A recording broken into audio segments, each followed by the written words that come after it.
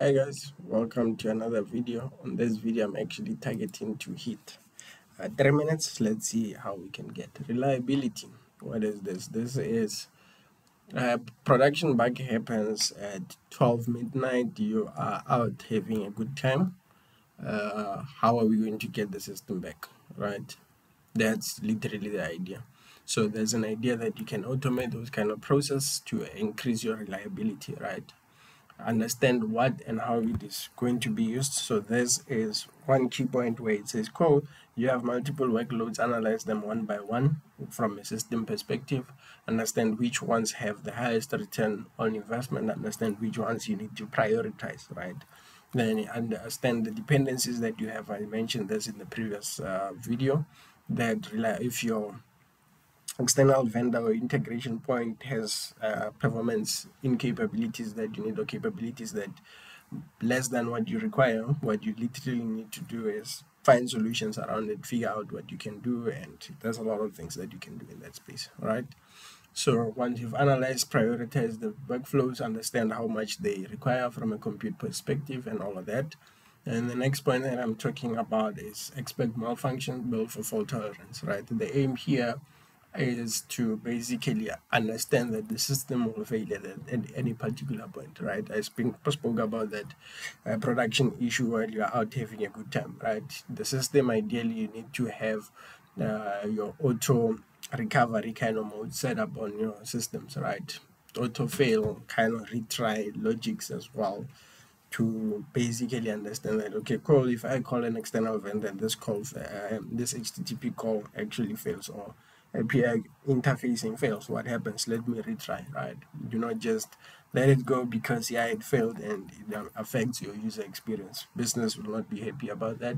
So try actually implement strategies and patterns to do those kind of things, right? Aim for redundancy. For reliability, you kind of need to use some sort of replications as well, so that when instance A is failing, instance B can then take over for other particular issues. If instance A is corrupted for whatever reason, we can fall over to a standby kind of setup that we have. Recover from failure, I think I kind of covered a bit of it, so I'm not going to go deep into it. Then the idea of shift left, test, predict, monitor. What I'm saying there essentially is shift all your testing, shift all your assumptions left in the production chain. What that means is handle those early, focus on them early so that you can kind of mitigate them prior to being exposed to users, right? Avoid over engineering. Can be costly, it can make the system actually unreliable because it is that complex. At the same time, avoid oversimplifications, because oversimplification, what it means is you don't take some of the consideration into fact and forget to actually build reliability into your systems, right? Reliability as well. 12 o'clock, I'm having a good time. What is the process to actually get the system back online, get the system working? You need to have a plan of how do we respond to such incidences. Another thing to be cognizant of is Azure gives a lot of resources pre-built that you can use. For example, why would I host a static web application in a VM as compared to using, let's say, an app service or static web app kind of thing on Azure, right? Those kind of things come with some security measures. They come with your scaling capabilities and all things addressed literally from the Azure well architected framework, right? Cost is subjective because there you kind of need to go above and beyond.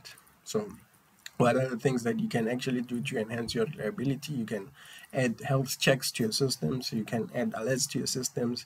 You can do more load testing when you go through when you try find issues, bottlenecks, and all those kind of things, right? Geo replications, I spoke about it. Do you have geo replication? How do you do it, and all and so forth? You can look into those kind of options where you have a standby instance kind of thing. Ideally, cost. I'll speak about this geo replication conundrum later, right? And yeah, that's pretty much it. The reliability is the responsibility of the team. When we look at DevOps kind of practices, it speaks to the idea that the team needs to own the system as a collective and not just throw it to an ops team or whatever the case might be. Cool. In this video, I am 2 minutes over time, but I have tried to capture it. If I go super fast, I actually leave out some detail which you might require, but literally that's the gist of this particular what you call pillar of the Azure well architecture framework. If I left a lot of details, please comment down below. Let me know what you'd like me to cover in details, and thank you very much.